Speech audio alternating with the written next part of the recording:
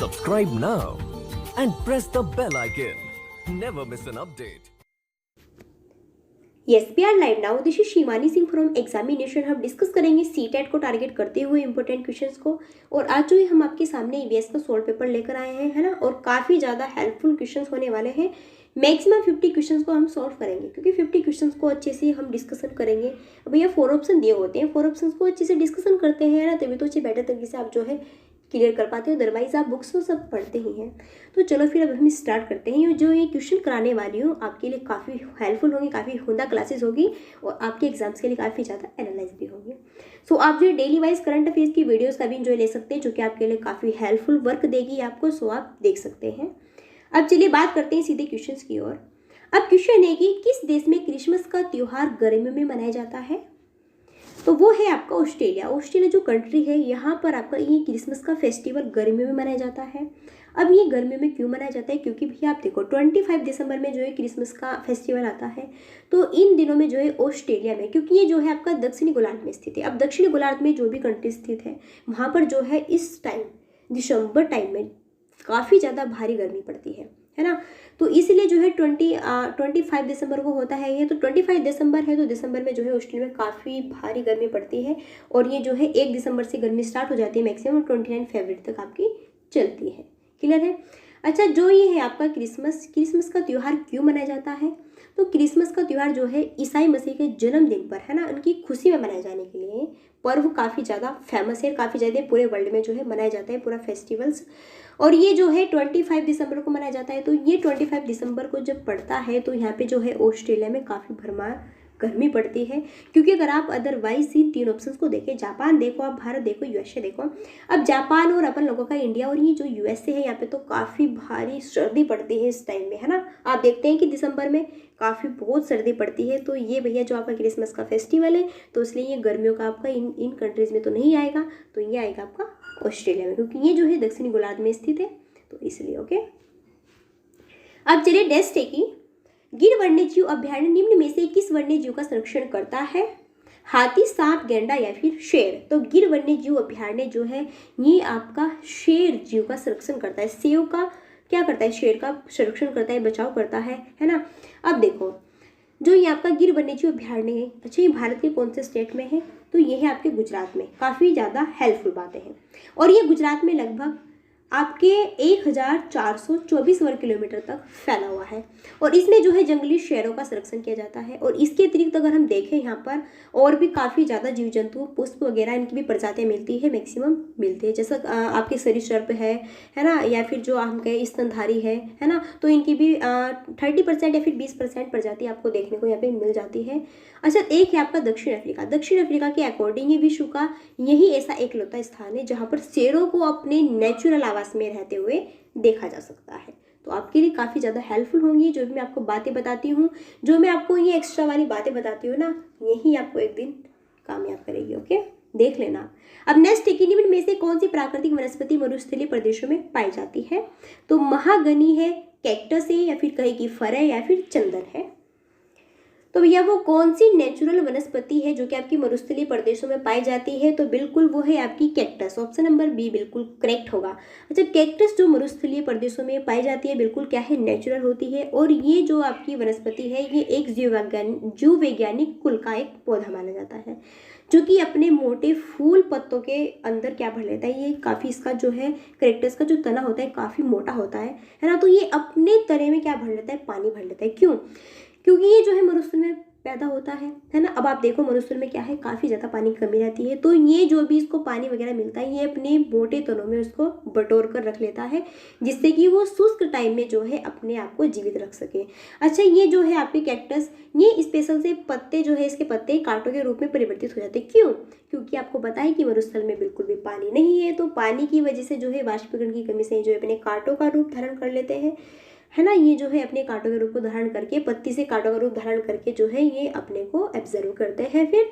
सो ये जो है आपको याद रखना है कि प्राकृतिक जो नेचुरल, बिल्कुल नेचुरल वनस्पति है, मरुस्थलीय प्रदेशों में कहाँ पे पाई जाती है? तो ये जो है आपकी कहाँ है, रे आपके राजस्थान में है। और जो है इसका नाम क्या है, कैक्टस है। तो याद रखना है। नेक्स्ट है कि ग्रीन मफलर किससे संबंधित है? मृदा प्रदूषण से, वायु से, या फिर ध्वनि से, या फिर कहे कि जल प्रदूषण से? तो सिंपल सा क्वेश्चन है काफ़ी ज़्यादा। तो ग्रीन मफलर का मीन्स क्या होता है? हरे पौधों को जो है हम ग्रीन मफलर कहते हैं। अब इसका मीन्स होगा तो करेक्ट आंसर हो जाएगा ऑप्शन नंबर सी, ध्वनि प्रदूषण से। अब देखो, आप सबको पता है कि काफ़ी ज़्यादा जो है, अगर हम यहाँ पे ग्रीन मफलर यानी कि अगर हम हरे पेड़ पौधों को ज़्यादातर नहीं लगाएंगे तो जो आपकी साउंड्स होगी है ना, तो साउंड इतनी फैल जाएगी और फिर ज़्यादा साउंड से जो है आपको खतरा हो सकता है। तो अगर आपको साउंड को जो है यहाँ पे थोड़ा दबाना है ना, साउंड को थोड़ा नियंत्रण में रखना है, तो हरे पेड़ पौधों को काफ़ी ज़्यादा लगाइए, ग्रीन मफलर का ज़्यादा यूज़ कीजिए। क्लियर है? तो काफ़ी ज़्यादा अगर पेड़ होंगे तो आपकी जो साउंड्स की प्रॉब्लम होगी वो बहुत ही ज़्यादा कम हो जाएगी, बहुत ज़्यादा कम देखने को मिलेगी। अब आप वैसे देखते हैं कि काफ़ी ज़्यादा जो भी यहाँ पे पर्सन्स होते हैं, नागरिक होते हैं, काफ़ी ध्वनि का यूज़ करते हैं है ना, सिटीज़ में या फिर अदरवाइज़ और भी ऑल कंटेंट्स में। तो इसलिए जो है हम यहाँ पे ग्रीन मफलर का यूज़ करते हुए यहाँ पे देखा जा सकता है कि इस वजह से हम अपनी ध्वनि प्रदूषण को थोड़ा कम कर सकते हैं। क्योंकि आप सब देखते हैं कि काफ़ी ज़्यादा स्ट्रक्चर काफ़ी ज़्यादा जो हैवी है, अब काफ़ी ज़्यादा यहाँ पे तरक्की कर रहा है सभी, है ना, काफ़ी ज़्यादा पूरे वर्ल्ड ही। तो इसमें क्या है, जो भी आपकी बड़ी बड़ी कंपनियां हैं या फिर कुछ भी कह सकते हैं, मैं थोड़ा बिल्कुल सिंपल लैंग्वेज में समझा रही हूँ। तो जो इस टाइप्स की तकनीक आपकी चल रही है, तो इसमें काफ़ी ज़्यादा यहाँ पे प्रदूषण फैला हुआ दिखता है, काफ़ी ज़्यादा ध्वनि निकलती है। क्योंकि अगर आपकी कहीं पे बड़ी बड़ी कोई फैक्ट्री वगैरह कोई भी चल रहा है, कुछ भी चल रहा है ना, आपके कोई भी कहीं पर कोई अच्छे बड़े बड़े फेस्टिवल्स हो रहे हैं कहीं पर भी, तो वहाँ पे जो है काफ़ी साउंड्स को रखा जाता है। तो इस वजह से जो है प्रॉब्लम हो जाती है। तो इस वजह से इसको संरक्षण करने के लिए आपका ग्रीन मफलर का यूज़ करना चाहिए। ज़्यादा से ज़्यादा पेड़ लगाए अपने पास में, जिससे कि आप अपनी ध्वनि प्रदूषण को कम कर सकते हैं, जो कि आपके लिए ही हेल्पफुल होगा। अब नेक्स्ट है कि भू परिस्थिति के तंत्र में ऊर्जा का महत्वपूर्ण स्रोत क्या है? सूर्य है, पृथ्वी, चंद्रमा है या फिर शुक्र है? तो सिंपल है, बिल्कुल लट्टू क्वेश्चन है, क्या होगा? बिल्कुल सिंपल है भैया, सूर्य होगा। सबसे ज़्यादा जो एनर्जी हमें मिलती है, सबसे फास्ट तरीके से जो एनर्जी हमें देता है, तो वो है क्या? सूर्य, सन देवता, ये हमको सबसे फास्ट तरीके से देते हैं। और इसमें जो है ये प्रकाश संश्लेषण करते हैं, है ना, जो कि सूर्य के जो अकॉर्डिंग से आने वाली जो भी किरणें होती है, इससे जो है ये हरे पेड़ पौधे अपने आसपास में क्या करते हैं, प्रकाश संश्लेषण को अवशोषित कर लेते हैं अपने अंदर, तभी तो जाके ये थोड़ा बेटर तरीके से यहाँ पे अच्छे से वर्क सकते हैं। ओके, वैसे आप जानते हैं सब कुछ कि सूर्य के अकॉर्डिंग, सूर्य की एनर्जी से जो है काफ़ी हेल्प मिलती है सबको। और जो सूर्य है, सूर्य से हमको एक विटामिन प्राप्त होती है, जो कि है विटामिन डी। जो विटामिन डी होती है, ये अगर ये हमको मिलती रहती है काफ़ी अच्छे टाइम तक, तो ये जो है हमारी कैल्शियम्स को या जो फिर हमारी हड्डियों को, है ना, काफ़ी ज़्यादा स्ट्रॉन्ग बनाता है। क्योंकि इससे जो है थोड़ा हमें कैल्शियम्स की मात्रा थोड़ी देखने को मिल जाती है। तो बिल्कुल नेचुरल है, आपको लेनी चाहिए। चलिए नेक्स्ट कि टाइटन किस ग्रह का प्राकृतिक उपग्रह है? वरुण या फिर कहे कि बुध या फिर शनि या फिर शुक्र? तो टाइटन किस ग्रह का नेचुरल उपग्रह है? तो टाइटन है आपका किसका? शनि का। ऑप्शन नंबर सी बिल्कुल करेक्ट होगा। तो आपने सौरमंडल तो देखा ही होगा, सौरमंडल में आपके कितने जो ग्रह है ना, तो इसमें जो है एक शनि ग्रह है। शनि जो है आपका आकार में दूसरा सबसे बड़ा ग्रह है। अगर हम सबसे बड़े आकार की बात की जाए कौन सा ग्रह है, तो वो है आपका बृहस्पति। और अगर हम बात की जाए कि सबसे छोटे आकार में जो ग्रह है, वो है आपका बुध। तो बिल्कुल टाइटन, जो कि टाइटन है, टाइटन एक ग्रह का प्राकृतिक उपग्रह है। तो ये जो है आपका किस ग्रह का प्राकृतिक उपग्रह है? तो वो है शनि का। क्लियर है? सिंपल सी बात है ना, बिल्कुल समझ में आ गई होगी ना आपको। अच्छा, बुध और शुक्र ग्रहों के कोई उपग्रह नहीं होते, ये आपको याद रखना है। जो बुध है और शुक्र है, इन ग्रह के कोई भी उपग्रह नहीं होते। बाकी जो आपके सारे यहाँ पे ग्रह है, उन सभी के उपग्रह होते हैं। जैसे कि आपका क्या है, एक ये जो हमारी पृथ्वी है जिसपे हम रहते हैं, ये भी तो एक ग्रह है, और इसका उपग्रह क्या है? चंद्रमा है। क्लियर है? और जो वरुण है, वरुण ग्रह है, उसके 13 उपग्रह हैं, जिसमें कि आपके ट्रिटोन और मेरिड काफ़ी ज़्यादा इंपॉर्टेंट है। चलिए नेक्स्ट है, निम्नलिखित में से कौन सी बायोडीजल की फसल है? कपास, जेट्रोफा, गन्ना या फिर आलू? तो कौन सी जो है बायोडीजल की फसल है? तो वो है जेट्रोफा।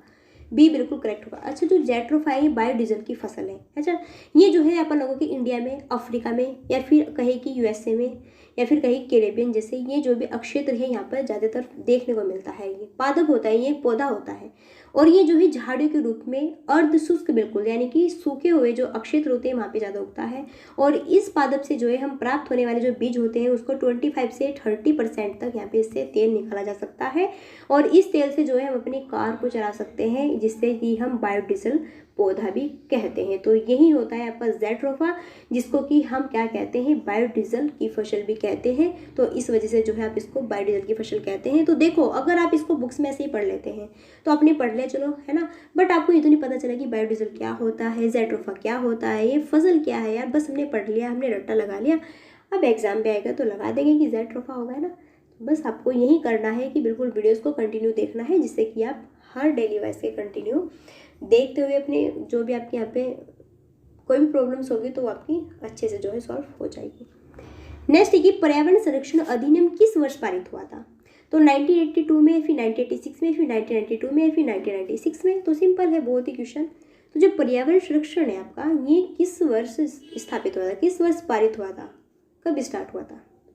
तो ये जो है आपका करेक्ट होगा ऑप्शन नंबर बी, 1986 में, यानी कि 5 जून 1972 में तो जो है स्टॉकहोम में संपन्न हुआ था। और इसी से प्रभावित होकर ये जो है आपका, इसी से प्रभावित होकर ये अधिनियम फिर 1986 के पास पहुंच गया था। क्लियर है? पहले जो है ये 1972 में स्टॉकहोम में संपन्न हुआ था, और फिर जो है यही आपके भारत ने पर्यावरण के संरक्षण के लिए इसको पर्यावरण अधिनियम को 1986 में जो है पास किया था।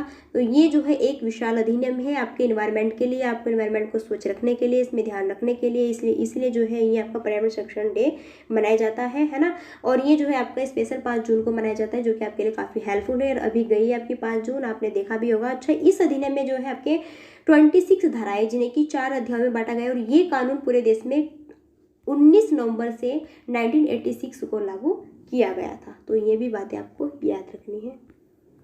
अब नेक्स्ट क्वेश्चन की बात कर लेते हैं। नेक्स्ट है कि भूमंडलीय तापन का कारण है हिमनदों में वृद्धि, कार्बन डाइऑक्साइड में वृद्धि, फिर कार्बन डाइऑक्साइड में कमी, या फिर वनों में वृद्धि।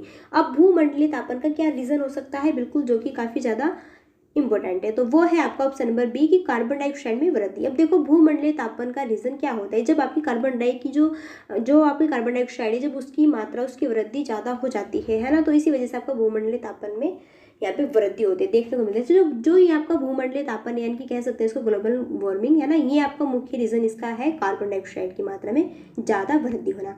अच्छा, धरती पर काफ़ी जहरीली गैस के बढ़ने से, है ना, इस वजह से जो है आपके जीवाश्म यहाँ पे कम होने लगे हैं। क्योंकि आपको पता है कि काफ़ी ज़्यादा विषैली गैसें यहाँ पे निकालते हैं सभी, क्योंकि काफ़ी अब साइंटिफिक रूल के अकॉर्डिंग काफ़ी ज़्यादा तकनीक है। तो जितनी भी ज़्यादा तकनीक है उतनी ही ज़्यादा जो है आपकी नेचर तरीके से बिल्कुल कह सकते हैं कि आपको जो है नुकसान है।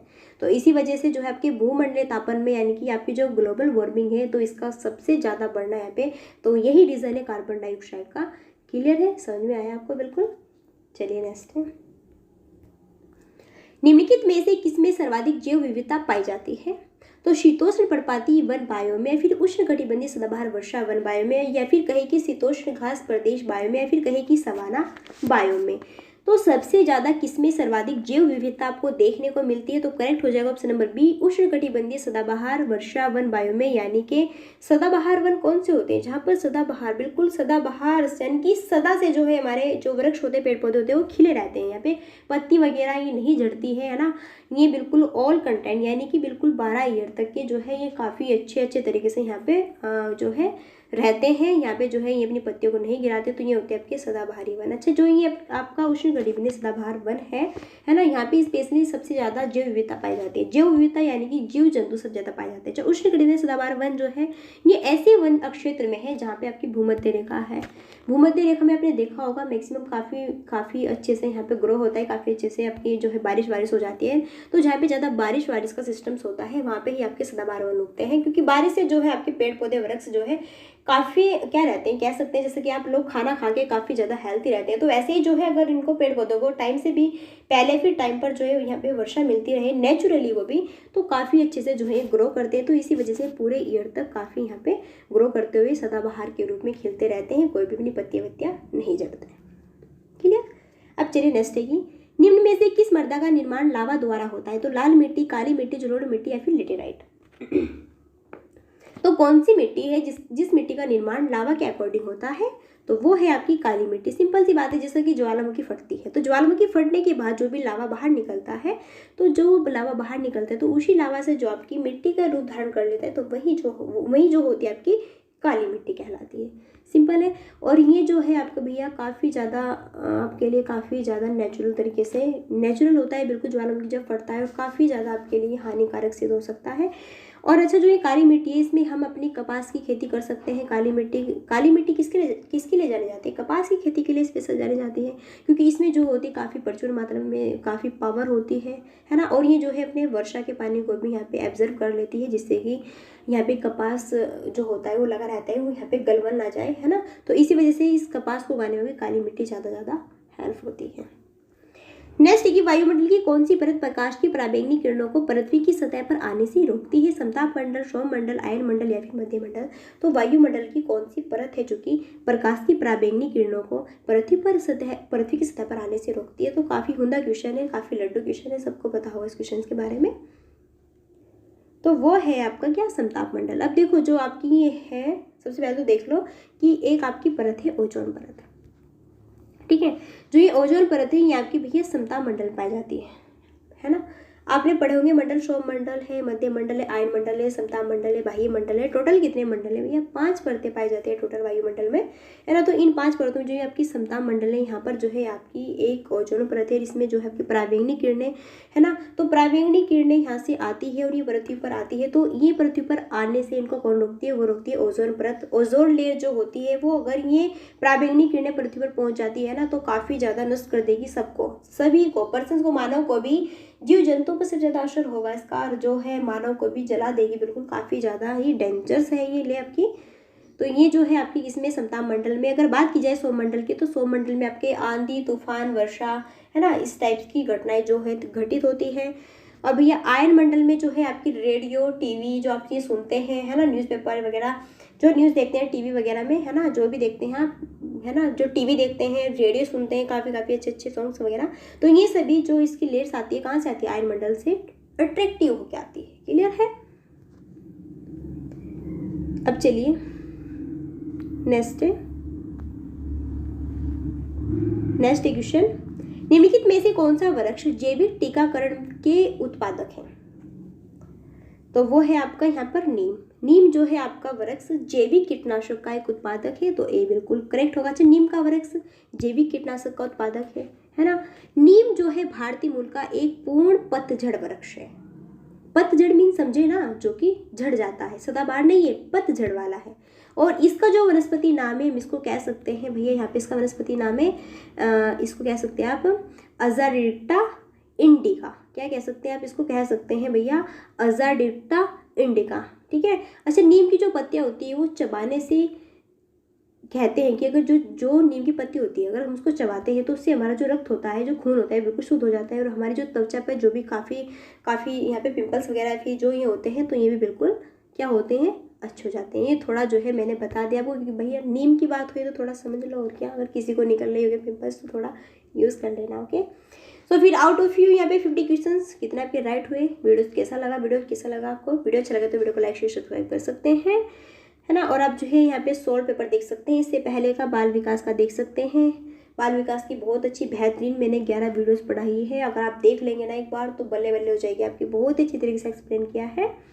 और मैं डेली वाइज करंट अफेयर की वीडियोस का फिर से बता रही हूँ कि आप इंजॉय ले सकते हैं, आपके लिए ही है सब कुछ, आपके लिए हेल्प होगी, आपको अच्छा लगे तो, ओके।